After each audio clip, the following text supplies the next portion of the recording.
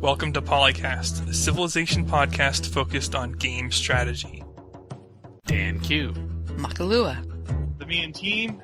Mad Jin. With guest co-host Sedwick. As of October 25th, Siam said that today is the 10th anniversary of Civ 4's release. Siam said it. Well, look what his username is. Yeah. Yep, Siam. We're going to say Siam hey. instead of trying to pronounce it and mangle it like we normally do. With us is Mad Jin. La la la la la la. We got Dan Q. Whoa. We got Makalua waiting in the wings. The Me and Team. I researched all the right technologies. And I'm Sedwick, guest hosting this episode. Let's hope I'm interesting. Well, you could at least be entertaining. I mean, if you're interesting, that's just bonus. Of course. That part matters a lot less. Yeah, Unless you're not entertaining, in which case you better be interesting. pretty much.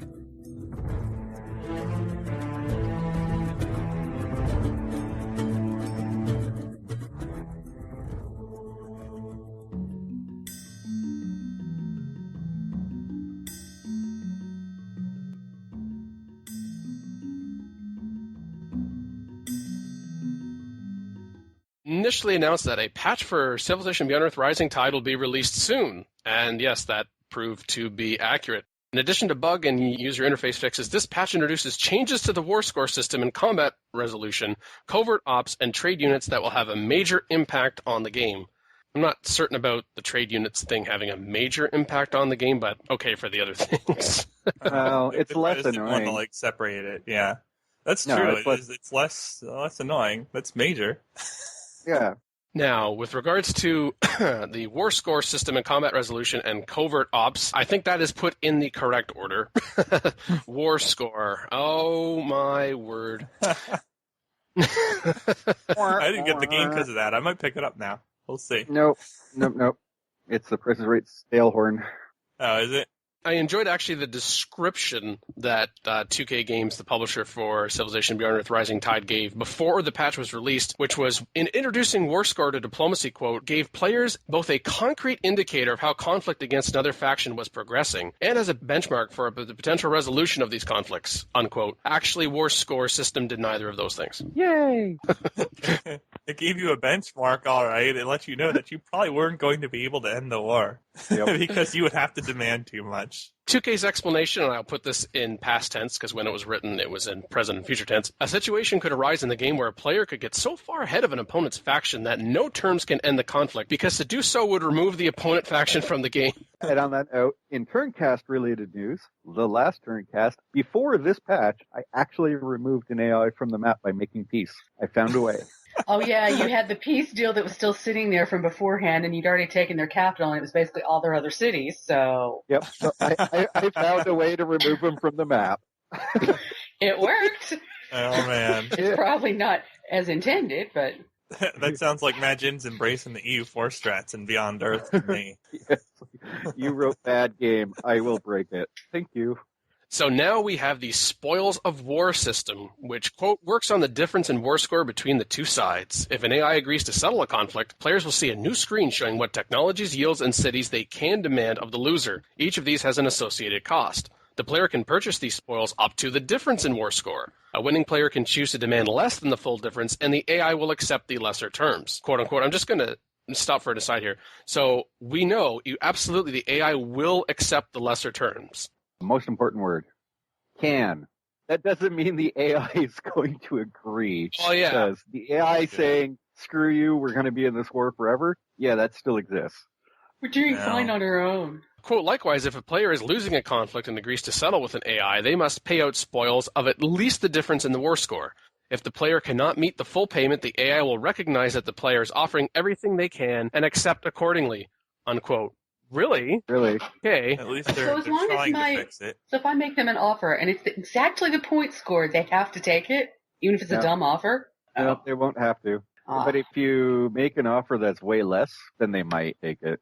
But because it's the difference in war score, and because war score is based on the combat strength of units that have been killed and on some city-related numbers, you literally now can just sit there and farm AIs by killing all their units, letting them send more and more to you, building up a huge war score without even bothering trying to attack them, and then make them give you all their techs.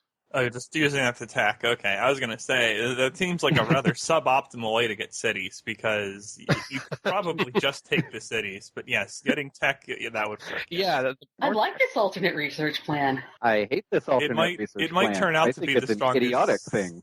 Yeah. The technologies thing, which we initially glossed over, I kind of enjoyed that we waited just a few more moments before we went back to that. Guilds, cities, not technologies outright, maybe some beakers per turn, but just outright technologies. Oh my gosh, that is... Bringing back memories of Civ 4 tech trade. I was going to say, there's a reason they removed that in the first place.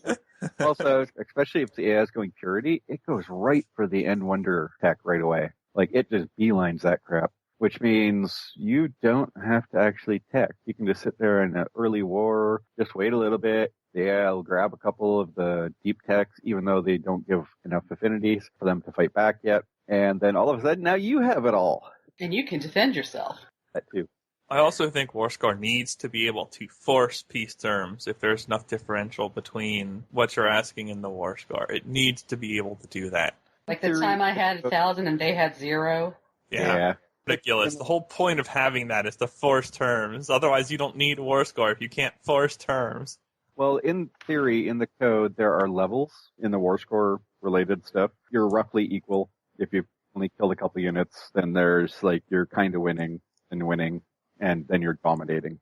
If you're dominating, then yes, you should automatically be able to force terms that are within a realistic realm of what you've done. But I never like the concept of you have to give up cities because I've killed a bunch of your units.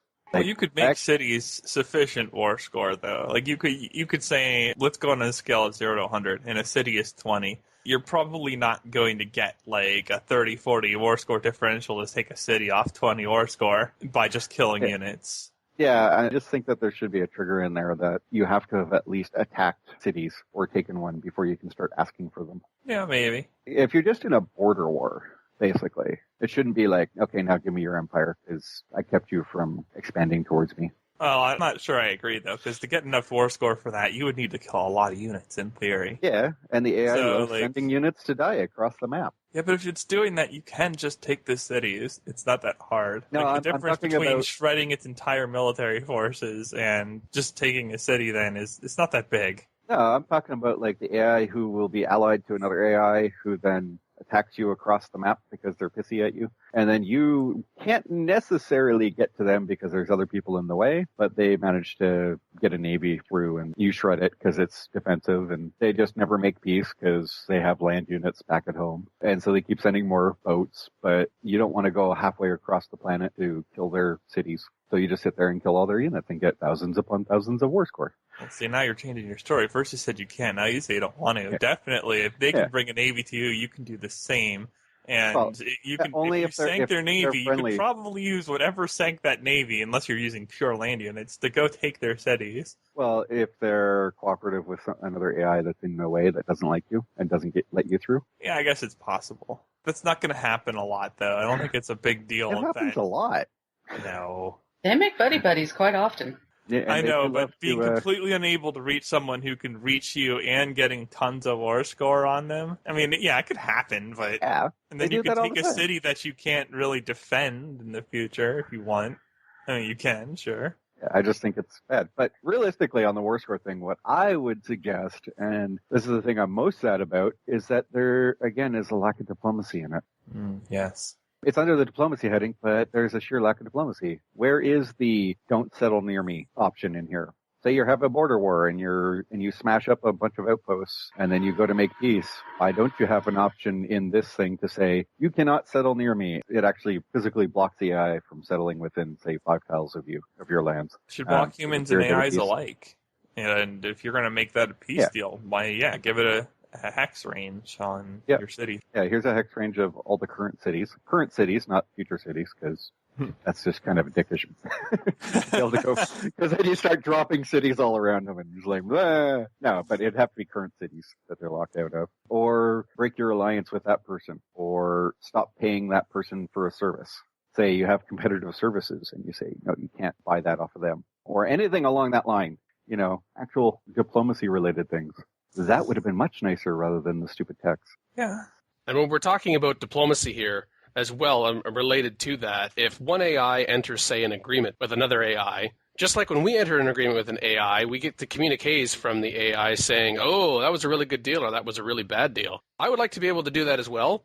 So then I can say, you know what? I am communicating to you that my respect of you has gone up or gone down based on this particular action. And I'm going to tell you that, and I'm going to know that, and that's going to be broadcast. But it also goes back to what we've said about Civilization 5 and these previous Civ titles as well, where the AI can say things to us and that has a game impact, but we cannot do the same thing. There is not the reciprocal. Yeah. And that is also missing. That would also help with the diplomacy. Yep.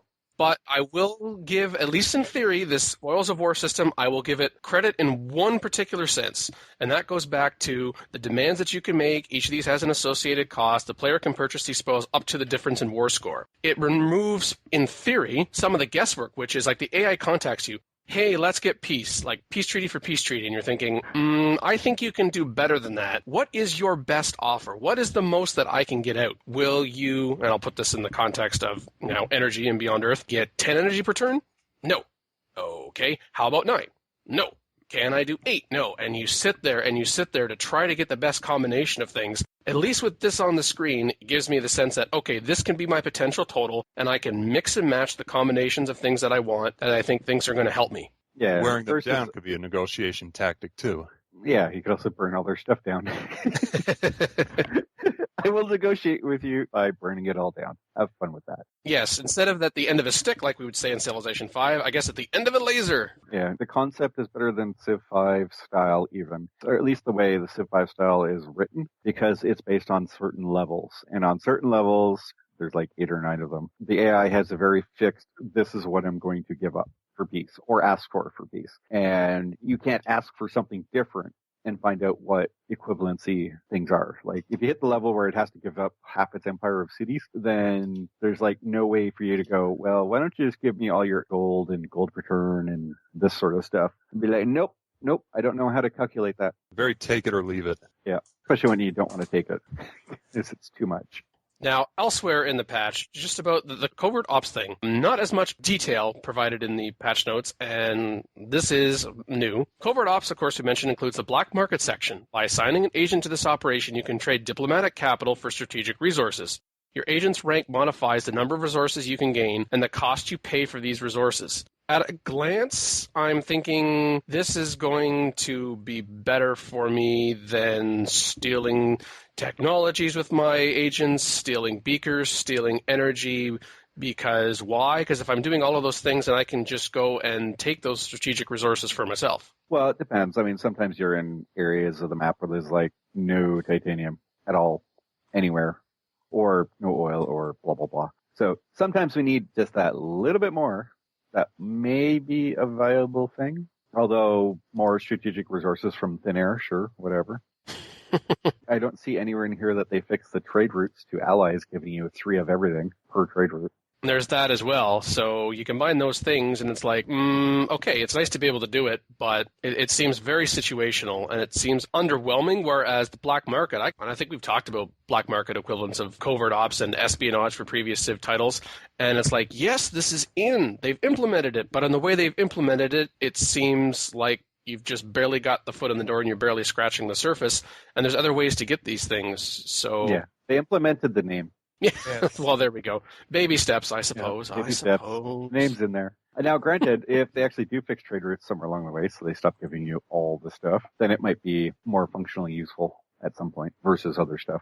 Maybe. Yeah, at some point. Especially with the brutally long covert op times now. If you're not the Ark, or the Ark's not your friend, or you don't take all the bonuses, or the other 2 bonuses that you could get, True enough. Otherwise, from the list of changes, not going to read all of them. We've kind of hit on the major points, but there are some other secondary points as well, such as under diplomacy, fixed an issue that prevented AI allies from joining the war if they hadn't met the opponent and the war started before the alliance was formed. But my favorite, actually, from diplomacy, other than the big things here, fixed an issue where some AI leaders would send communiques inappropriately while at war. Now, that's not defined, but is that kind of like, I'm at war, and then you send me a message, I've lost respect for you because you don't improve your land? I was thinking the ones where they compliment you. I'm at war with you, but good job on your spying. Yeah. Yeah, that too. Thanks for spying on me. You seem to have a lot of them. Uh-huh. I guess from both ends, it's kind of like you somehow respect me more, and you also hate me more as well. It's like, really? I don't like you, but I respect you. It's like that. Yeah. I don't think it's that unreasonable. I mean, if someone's owning you with something, you probably don't like them for it, but you're forced to respect them because they're starting to beat you. Yeah, but shouldn't that be on the fear mechanic, though? Probably, yes. Although, I mean, whatever. Yeah. And we're also inferring what inappropriate communications are, so I hope that's what they mean. Yeah. I guess we'll have to wait and see what that is. I don't know. I guess it's a fine line between love and hate. I guess the point about preventing AI allies from joining a war if they haven't met the opponent, well, I've got a LP up where I was added to a war and I didn't know the person. So apparently it worked for players, but not for AIs. And I would also think kind of like, hey, you're my ally, so we're at war with this other faction. Oh, we don't know where that is. Well, guess what? You're an ally. I'm going to point you to where it is. Yeah, you should tell me, you test. How could you possibly send that to us? We only came from another planet and landed on this one. We don't have the ability to show you where things are. Yeah, I'm pretty sure you do. Yeah. Right from the beginning, I don't care what point in Beyond Earth you're talking about. Ay, ay, ay. Of the 4 that I see on quests, I like that the quest update pop-ups now appear each time a new objective is received. Although I kind of want to say, is that in multiplayer as well as single player? Okay. Hey, baby steps. Hey, step. Back on Covert Ops, under AI, AI will now use Covert Ops better prioritization, raising intrigue, and using higher-level ops. And maybe it's just my troll response, but I thought, you said it's going to do better. You didn't say it was going to do it well, though, because you can go from 20% to 40%, but you're still failing. I guess, is this baby steps? Am I being too critical? I don't know. I've seen the AI use coups. That's a higher level op. So That's the highest level op. It's double. yeah, so I'm like, what else are they not doing then? Is there something above coups that we don't know about? An increased AI desire for expansion via founding cities. Mm-hmm. Spam. It's kind of like even in Civilization 5, it's like, so how many turns has it been? I've arrived here and you haven't settled over here because why? It's connected contiguously to the landmass that you're on. There's food here, there's resources here, there's access to whatever else it is. So you're not here because you can't manage the cities you already have, you don't know what you're doing, so I don't know what that means in terms of a percentage and practicality, but the fact that there is an increased AI desire, this is good. This is forward momentum. I am concerned that the improved AI ratio of ranged to melee unit naval ships is basically going to be a nerf. I see lots and lots of people complaining about, yeah, I built a lot of melee naval ships and then they smash all my cities. Yeah, well, guess what? The AI is actually kicking your ass. Good for you. So improving the ratio of range to melee is one thing. I mean, it would be nice. I've seen AIs build subs and destroyers and yada, yada, yada all together. But what more concerns me is that initially landed on land, don't build ships. That would have been the thing to fix. If only. Like, if the AI is going to settle in water, it should build a navy.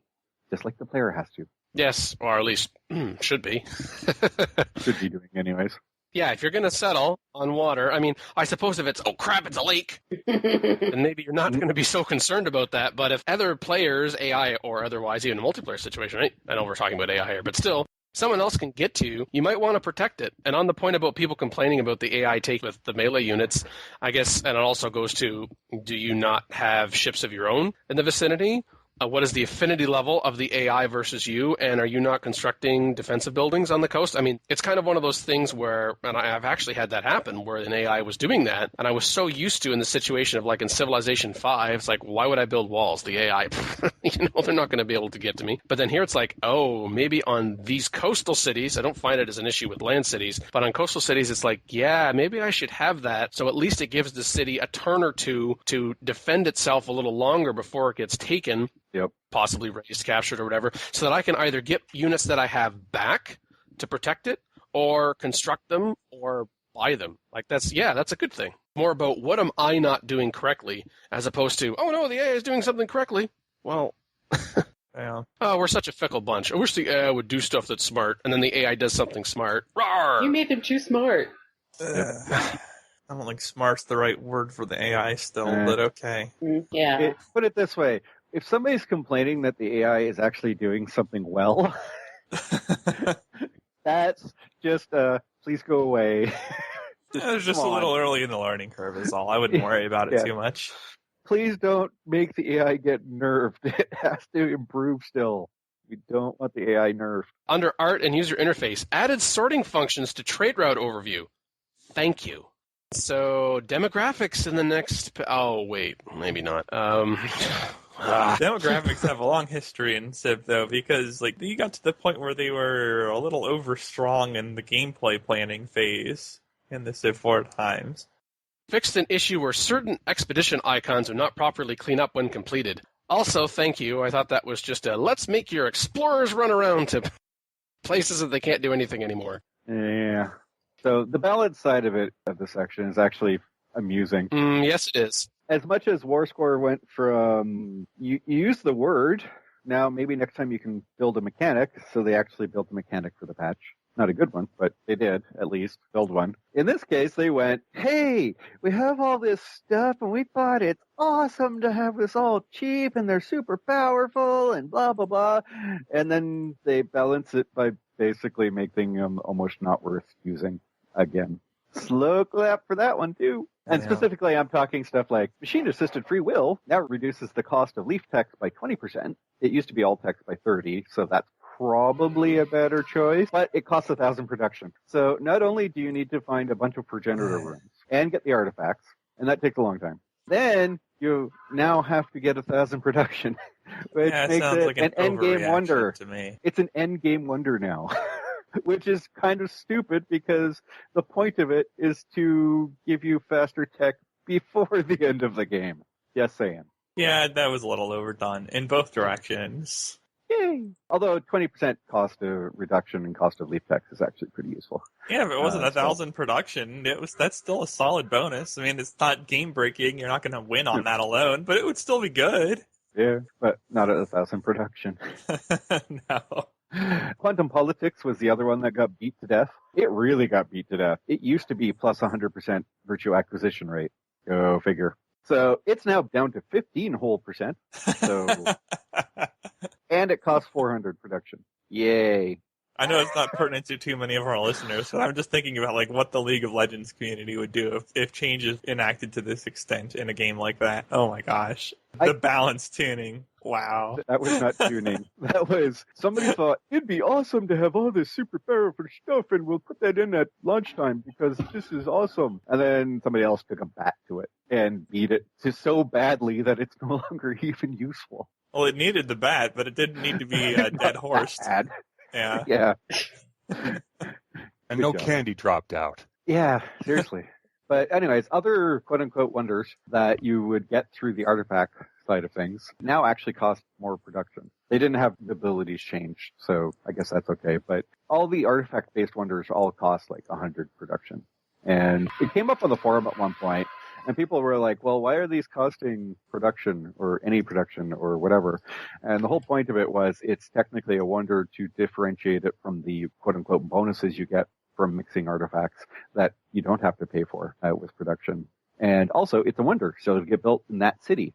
So if you lose that city, you lose the wonder. At least that was the thought line. But you still have the whole entire must find all the artifacts first, and you might not even get them, especially for progenitor ones. So yeah, there was at least that. But now it's like You might as well just have these things on the tech tree, and then no one builds them. Elsewhere in balance, ultrasonic fence is a stronger deterrent to keeping aliens away. Okay. That's cute that you said that, but the only reason to build it is to get the stupid trade route protection. Yeah, pretty much. My strong deterrent to keeping the aliens away is having sufficient units in the appropriate places up the affinity progression to be able to go squish either offensively or to be able to defend. So, okay, that's nice. Yeah. And just going in order that they're presenting these points otherwise. On lowest difficulty, only one AI will start a war with a player at a time. What if they're allied, though? Oh, this is good, though. Turn 5, you're declared on by one AI. Turn 6, this is a different time. You've also now been declared on by another AI. So I like how that is phrased. You can interpret what at a time means, but I interpret at a time as, oh yeah, at the same time, on a given turn. Okay, but then the next turn, anyway. That's on the lowest difficulty, though? Yeah. You'll be surprised if you get declared on at all. Yeah. Conquered or gifted cities will no longer inappropriately give free buildings or units. Okay, they will now appropriately give free buildings and units. Sweet. Mm-hmm. Oh, am I picking apart the language? I would not do that. Well, you have to demand it in the peace deal now to take all their tax. You don't just get it taken to cities inappropriately, I guess. Yeah, that'll be fine. You have to be assertive. Okay, fair enough. And I like the smart grid agreement now has a 100 energy per turn cap to prevent runaway energy gains. Yes, this was the we'll grow our energy. Compound interest rules the universe. I'm surprised, though. Like, I don't know if surprised is the right word, but I mean, come on. They capped the industry one in the base game for a reason, presumably. Yeah. So... This is going to get capped. It's meant to be a service, and it's not even an expensive service. This should not be the I just hold. Well, so why wasn't it capped in the first place? But okay, whatever. Maybe there was just so much excitement about having agreements in the game that it's like, so when we do something like this, what have we done with comparable things in the past? How was that done? Oops. Yeah, we forgot about that. Yep. Oopsie. Yeah. Miscellaneous. Fixed an issue that would prevent players from raising a city after a capital has been transferred to another city. Uh-huh. It's always helpful. That's actually very useful. Yeah. The Lush Marvel quest now requires a player to biopsy a whole 5 alien remains, not just 3. Is it going to be picky about which ones I pick? I don't know. You have to biopsy 5 so that you can't leash colossal units by turn 30. But. Yeah. Fixed an issue in Domination Victory when an alien destroys a capital. Oops. You can't win. The alien got to it before you. Yeah. That is trolltastic. Yep. Should have left that in there. Although my favorite 200 miscellaneous is first, fixed an issue where a base game achievement wouldn't trigger with DLC turned on. Whoops. But the best part, because there's humor in it, you may now continue playing after being defeated, except when defeated by domination. Yep. Which, Have fun. Keep going, except when you can't. Yeah. okay, guys. We have an existence Turn on failure. observer mode and just watch the AI play, I guess. Sell your services as a consultant. You know. Yeah, Yeah. there you go. Oh, except if you got wiped out, I'm not really sure anybody wants your consulting. Yeah. Well, no. You can market it as, let us tell you what not to do. Right. It was a 39 megabyte update, so if you do not yet have it, you maybe have been logged into Steam for a while, it hasn't been pushed yet, you can force that, restart that. On Civ Fanatics, Develio started a thread, patch notes for those who don't want to open that horrible website, to which not someone from 2K, which would have been more appropriate, but someone from Firaxis, the Firaxis Games community manager, Kevin Schultz, says, geez, I'm standing right here, people. Then fix it. For the love of God, fix your freaking script issues. But then he also went, just kidding, feedback noted. Now, Kevin didn't say that it would be acted upon. It just said that it was noted. Okay. Haven't listened to a single complaint. He did take to Twitter right about that point and said, like, because we released this sooner than everybody thought that you're not allowed saying mean things about it.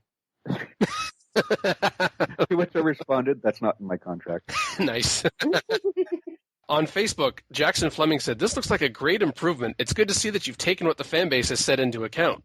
Response, we always listen to our fans. We wouldn't exist without them! Exclamation point. That was Sid Meier's Civilization responding. And it's like, you listen, it's true, but you don't always act on it, but okay. Or we hear you that this is a problem. We hear you that you would like it solved this way. We'll going to do this thing over here. All your prayers get answered. Sometimes the answer is no. Yep. Yada yada, it's not a bug, it's a feature, yada yada, working as intended.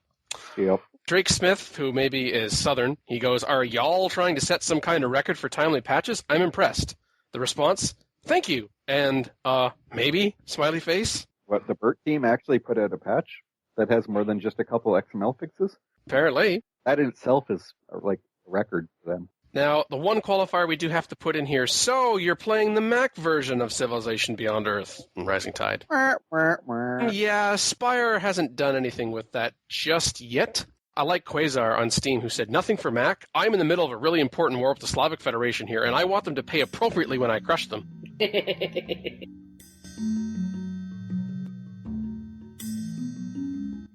Completely divergent to everything else, but it's actually interesting. I set this topic 2 days before we recorded this, and then the day before we recorded this, suddenly there was an explosion of additional information and verification from other sources. And that is, there is another console, Civilization Revolution, coming out, but it's not Civilization Revolution 2. No. It's Civilization Revolution 2 Plus.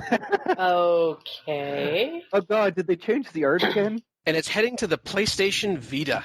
Vita only thing right now. And from 9 different sources, this is what I've been able to cobble together. Quote, "The newly developed intuitive controls and user interface works with the PlayStation Vita's touchscreen and button controls. 3 exclusive Japanese leaders will only be found on the PS Vita, along with 1 unique Japanese unit and 5 additional scenarios." Other articles talk about who the leaders are. One is focused on medieval era, get a samurai bonus. Another one has a naval combat-related bonus. And the third one has more diplomatic-related, government-related bonuses. No, I'm not going to try to pronounce these names. The names of the scenarios are identified that all take place at different points in Japanese history. The new unit is a battleship, which has improved attack strength and at the cost of compromised defense capability compared to normal battleships. It appears this will only be a download item from the PlayStation Store, no confirmation just yet on a physical release.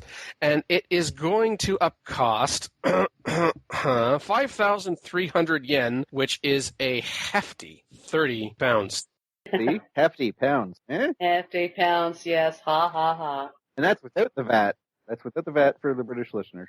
It was initially only confirmed for Japan early in October, but at the end of the month, it's like, no, the PlayStation blog and the European Union and the United States has confirmed it. And in fact, a producer at 2K Games, Joe Falstick, actually published an article on the PlayStation blog. It has been rumored to be around for some time that this title first popped up 6 months ago via a Play Asia listing before being rated in May of this year. It will be out in time for Christmas, and another 2K title, XCOM Enemy Unknown. There will be an XCOM Enemy Unknown Plus for PlayStation Vita as well. So they're going this Plus route. Joe has been at 2K Games since April of this year, and in terms of other production credits, he was at Crystal Dynamics, he was at Microsoft for more than 2 years, and before that was at Irrational Games, so his title credits include BioShock and BioShock Infinite.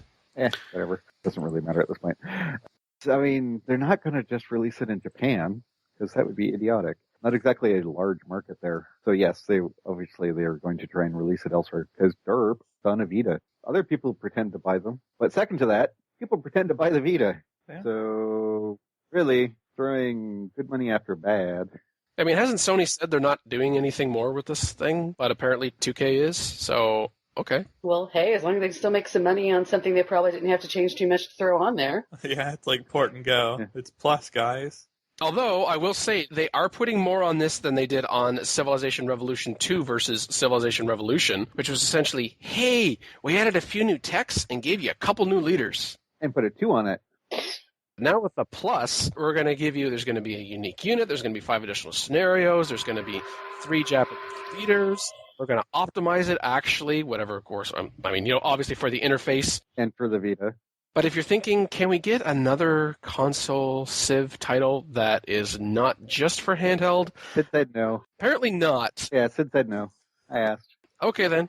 I'd have to imagine the consoles are catching up enough that you could port things to the consoles. Well, no, it's more the fact that they tried to make Civ Rev for consoles, and it just didn't sell enough as far as they were concerned. Oh, it's probably not surprising. Yeah. The controls for turn-based strategy and real-time strategy, for that matter, are pretty tough to manage on consoles. No, it was actually perfectly fine. Was it? Yeah, high-speed gaming, high-speed Okay. multiplayer was pretty straightforward. They had functional issues with it that would cause you some problems. Lots of test code was still in there, so you could basically fold all the defenses in a city and take it with a single unit. Just not and enough for so player base, huh? No, there's a decent player base, but it didn't sell. Like, there was more of a player base after they stopped patching it than before. And of course, Microsoft's hatred of actually patching stuff on the console. You have to pay Microsoft after a certain point. So, yeah, it's not a business model really works well for that. So you have to learn how to do math properly in the first place and then release the game rather than patch it later. It's a lost art. Yep. I was just thinking they could probably get away with porting stuff, but maybe not under those conditions. Yeah. And just like Civilization Revolution 2, Firaxis Games has not to do with Civilization Revolution 2 Plus. Yep. But it's like, guess what? Civilization Beyond Earth Rising Tide is not the only Civilization title being released in 2015. Who knew? Who knew? Woo! Somebody. Somewhere. Probably.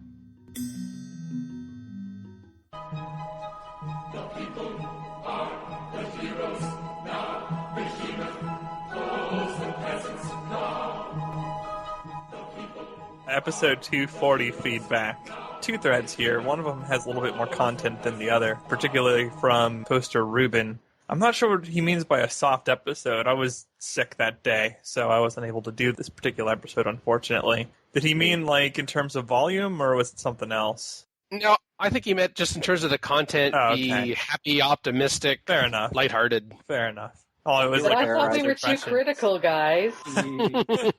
Well, he's himself critical of the game, so that's probably why he feels that way. He said it generally got favorable reviews, but it's still a mediocre title, and not swayed by the novelty of it, so yeah, he's probably feeling that it's soft because it wasn't criticized sufficiently.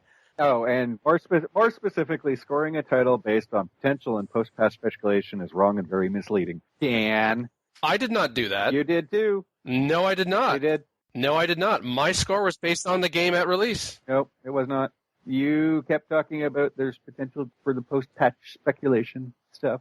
Yes, and there was potential, in which case the score would go up. I was not saying that. I'm basing my score of 75 then because of the potential. It was 75 right now. If they did something with patches that improved it, then that percentage would go up. Are you absolutely sure that you did not generate your score with at least some degree of bias based on your hope and perception of future improvements to the game, however? That describes every reviewer. There's no such thing as an unbiased review. Well, I'm just saying, if you think it's going to get better, and you really believe that, then that's probably coloring your score to a degree, and then Ruben has a point. Yep. But then if you think the game is not going to do well, and it's not going to improve, then that also colors your view. So Absolutely. It's a thing in both directions. No, I'm telling you, I based it upon release, and I stand by that. Okay. Anyways, more stuff happened. Well, Dan responded to Ruben, but he did that in the thread. Could be checked out. Ruben thought the best part was the guests, especially to Cole, because his play style is so different. And I just essentially said we try to get as many representations of different perspectives and play styles of Civilization as we can on this show. Also to that end, from the first thread, Legalized Freedom said he liked the idea of mini interviews. And I said we did that for the first time last fall when we were talking about Beyond Earth being released, and that seemed to work well because we got positive feedback for it then, and we're getting positive feedback for it now. We haven't gotten any negative feedback for it yet. Wait for it.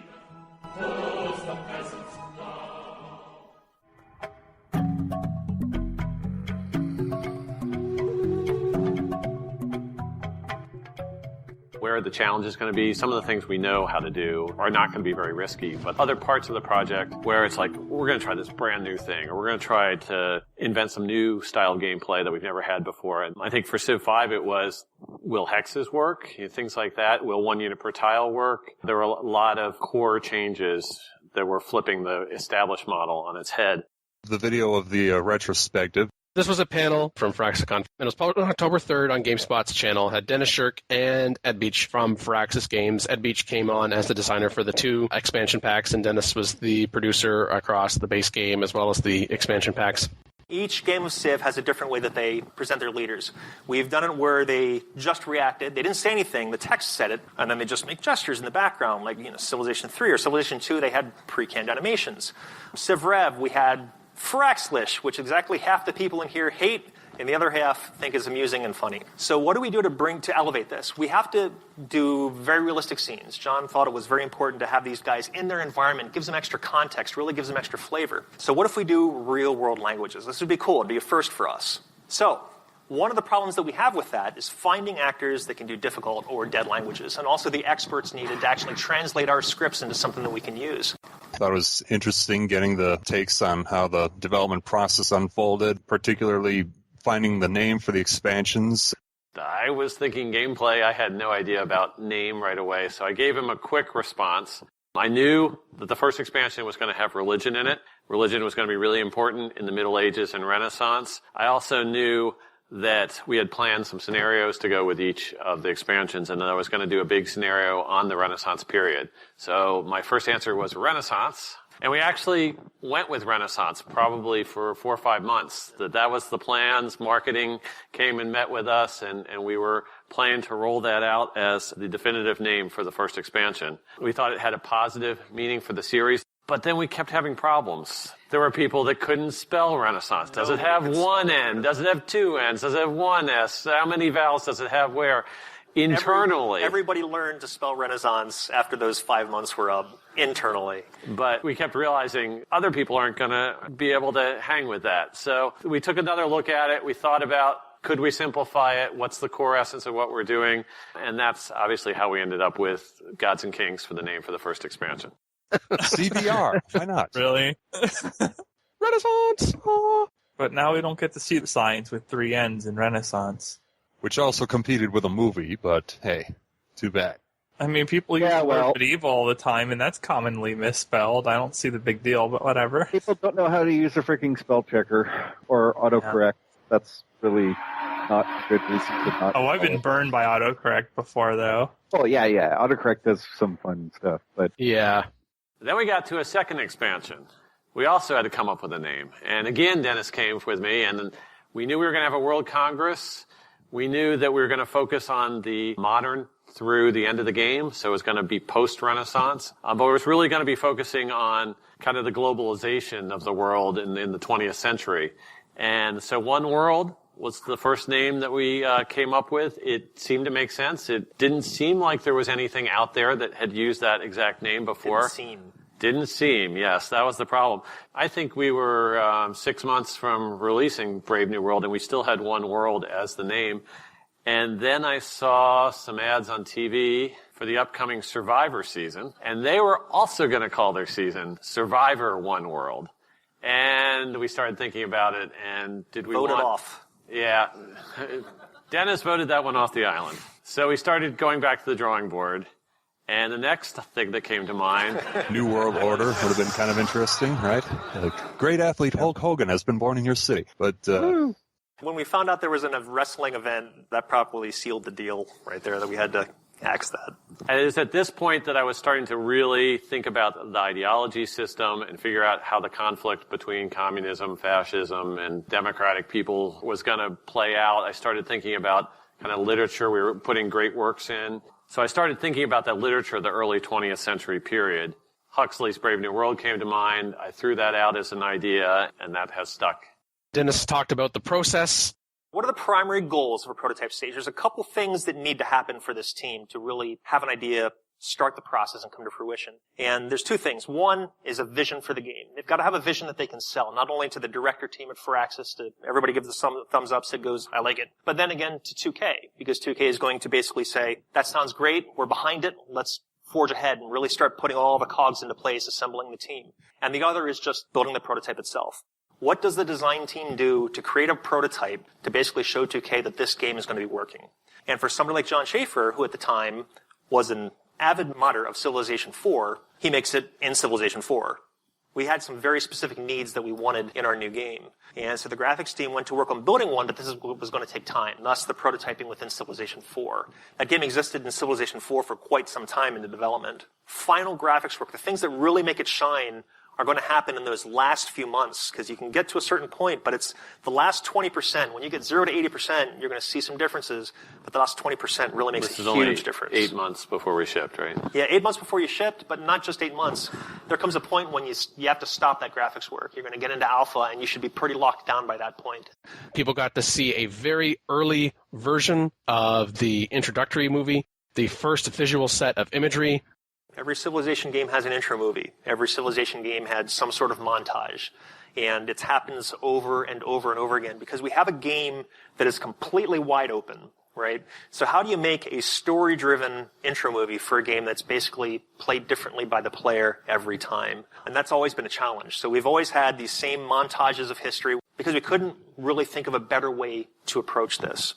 So with Civilization 5, we wanted to attack this in a different way. We wanted to put a face on this that really gave it a human face. The best way we could do that, we thought, is to have a character, one character. And now, one of the funny things is, this is normally stuff that's never released. Marketing and PR is not normally fans of us releasing stuff that's super not done. You know what I mean? It's not something that they normally like to do. But this is really cool. 4 different engineers worked on the AI systems.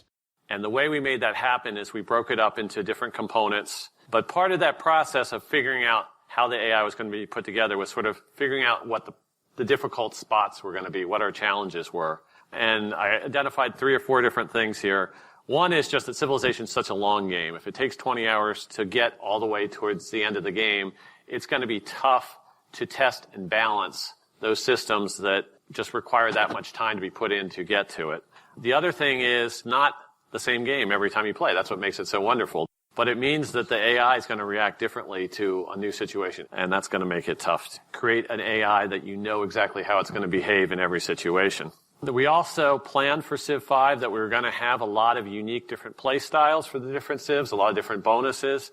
And then, even though we had a good plan for segmenting the work and dividing the AI up into the different component subsystems that was going to allow us to work on that independently, how do we ensure that those AI subsystems are going to talk together right, communicate, they're going to be aware of what's going on, they're going to share a common viewpoint of the game world.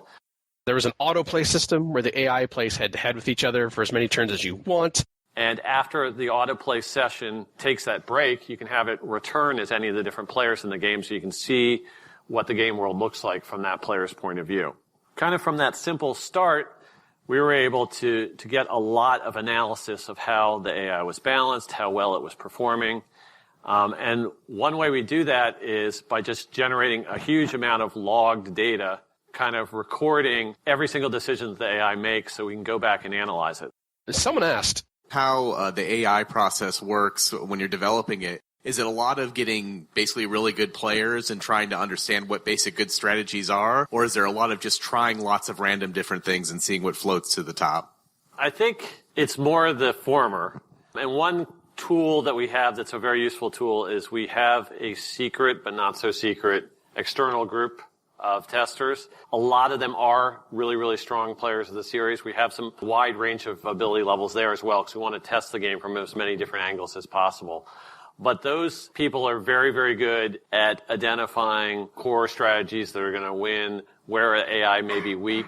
And one of the things that we did with that external group is we would actually ask them for what we considered AI bloopers. So anytime the AI was just obviously making a poor decision or was obviously taking a strategic path that wasn't, going to end up being a dead end, we'd have those people kind of either send us games where they could demonstrate that or just describe it to us. And those were always great areas for us to shore up the AI. And in terms of just trying a bunch of different things, we sort of got the trying a bunch of different things naturally from the AI autoplay system. But my favorite quote came from Ed Beach towards the end. I actually, myself, have never beaten Deity. I haven't gone on a huge series of runs to try to beat it. I like to be able to play sort of without trying to exploit the AI all the time. So I've only beaten Immortal myself. LOL. That is from the lead designer. Well, he also said, I play on the difficulty level as designed by the designer. Like, is he the guy who's already played 2,000 hours? How do you do that? That's like 4 years of 10-hour Saturdays. I just enjoy the deity equals exploiting the AI all the time quote. I thought that's And why aren't there lots of threads about this already? What? And to be fair, he was mentioning that in context of a question that was asked of him. He was asked by a person how to beat deity, like what type of tips, and so that was his response. You don't really need to, though. Yeah. I mean, you can certainly exploit the heck out of it, but you don't need to win. And then, because Dan's purposely refusing to say it, he turned around and told the guy to actually go watch my channel. I figured you wanted the honor of saying that, so I left it to you. Could have at least said it. Now you're making me say it. Yeesh. Yeah. I knew you would bring it up if I didn't, so I thought I won't bring it up and then imagine to bring it up, and that way no one can accuse me of monologuing this topic. Win. And to be fair, I do have 3,220 hours in Civ 5 that people know of. Yeah, people know.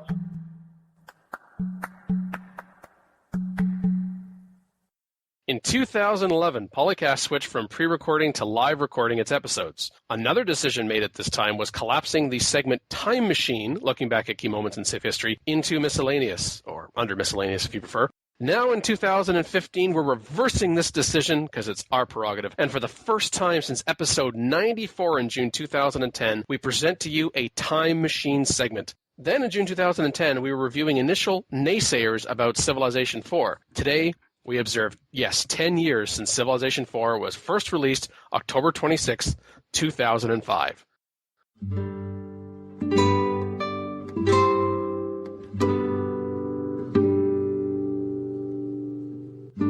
Designed by Soren Johnson while at developer Firaxis Games, Civilization 4 was first released in North America, Europe, and Australia between October 25th and November 4th of that year.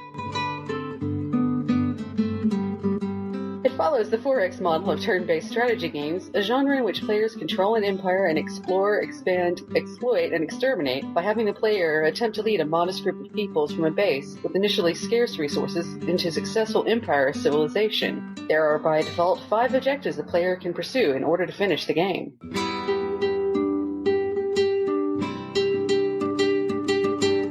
These are conquering all other civilizations, controlling a considerable majority of the game world's land and population, building and sending the first sleeper ship to the Alpha Centauri star system, increasing the culture ratings, or at least 3 different cities to legendary levels, or winning a world leader popularity contest by the United Nations via nuking the population of all the people who would vote against you.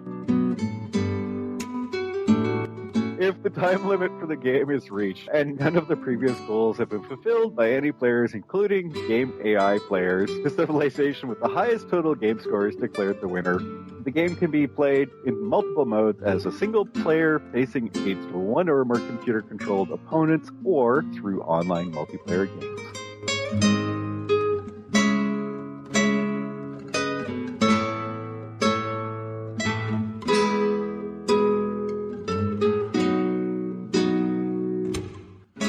A large departure from earlier Civilization games is a new graphics engine created from scratch. This decision resulted in a full 3D immersion of the game, which was the first in the series. The game has generally received nearly universal acclaim and was hailed as an example product of one of the leading video game producers in the turn-based strategy genre. Critics pointed out functions in the game which could have been improved to better enhance their enjoyment of the game.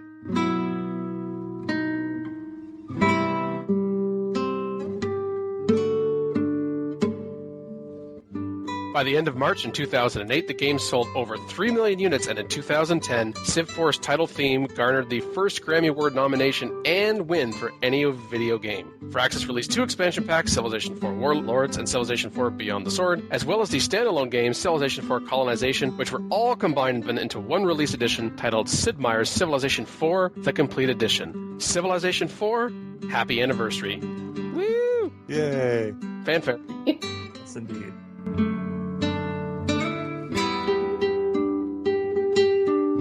And if you want to listen to topics about Civilization 4, well, that was the near exclusive domain of PolyCast coverage between seasons 1 and 4. Yeah, we totally started this to talk about Civ 3. And we totally won on score all the time in Turncast. Well. Totally. No.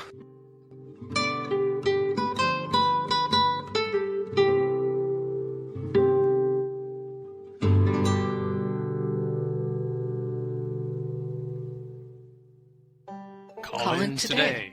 In North America, the number is 301-637-7659. That's 301-637-POLY. In Europe, 44121-288-7659. That's 44121-288-POLY. The only thing worse than being talked about is not being talked about. For more information on PolyCast, Our sibling shows Modcast, Revcast, and Turncast, or about PolyCast in general, log on to the series' official website at thepolycast.net. thepolycast.net.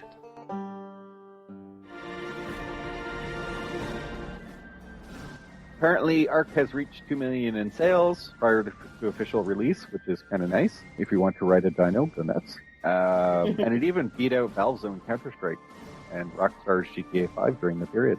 Very nice. Good Ark. Also, pre-orders for Fallout 4 are coming.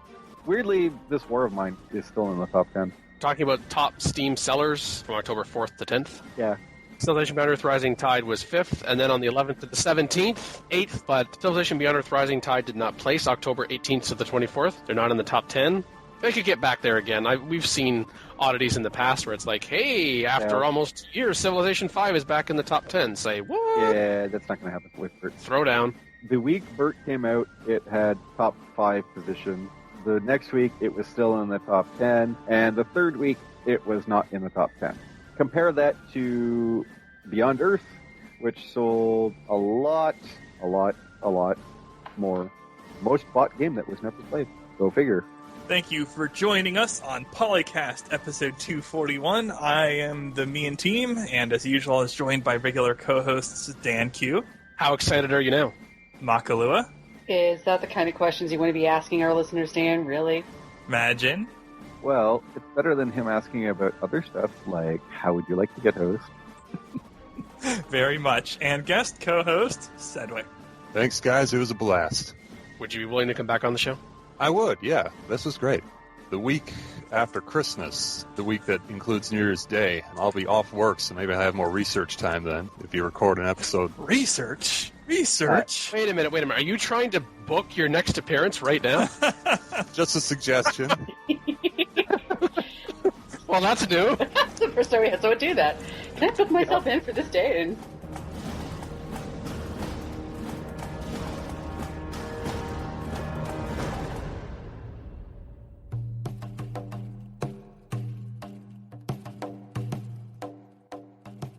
Click on the link and it says page can't be displayed. Oh. I'm going to go offline very briefly to reset my router and modem. It will not be long, but yeah, if I drop, that's why. Alright. What's next? I think that's me. Yep. Dan gave me another thread by a name that I can't pronounce effectively. You're welcome. But I will try. It's so much fun actually blocking out the movie. When you're actually looking at it, you can see right away the things that aren't going to work. Like, you're like, that hug is really awkward when you see him there. These are conquering all other civilizations, conquering all other civilizations, conquering all other civilizations, and conquering all other civilizations. that's not how it works, Phil. Oh, my bad. We don't Okay. mean how Phil plays it. When 2K came knocking on our email door going, guys, we can't show burning humans alive. And we were like, it actually happened, why not? We can add more flames, we can consume it. We don't have to show it. And he was like, no, it's E10. To legendary levels or winning a world leader popularity contest by the United Nations via nuking the population of all the people who would vote against you. Funny you're about to start to say United States. Nations. You cut yourself. That was good. I wanted to finish saying it anyway, but I did. Mind out of the gutter. Come on. Seriously. I thought that went without What she saying. said. Now, Mackie, if I didn't say it, someone else was going to. Yes, Phil, probably, but still. I might not have said anything. Until Might. later. Anyways, I You're can't correcting read this. grammar for him here. Yeah, I can't read that line. I literally can't read it. I refuse. Especially that time where I farmed over all my cottages just to beat Dan. It was such good times. And I remember that weekend Phil wasn't around to play. It was great. And And then I showed up as an AI, like 2 hours into the game, and drafted rifles and conquered my way into second place and permanently allied the first place person. That was good too. And then there was that second weekend when Phil wasn't around to play. It was great. If only. Oh, no, it's very loud. Thank you, Mackie. Oh, sorry. The fan. I don't know why it's doing that. I only have the internet open. Why are you running? All these videos were basically used that get fired off to some team member and are saying, something's not working here. And then you look at them like now, 5 years later, and it's like, wow, that's pretty funny. Don't delete your email.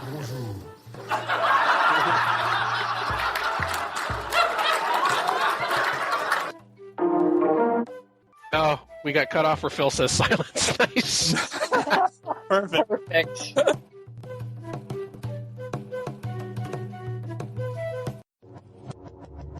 Recorded October 31st, 2015. For Axicon 2015 clips, copyright 2K Games. Baba Yatu guitar instrumental performed by Versus Mode. Civilization 4, 5, and Beyond Earth sound clips copyright Take-Two Interactive. Copyright Civilized Communication at civcom.net.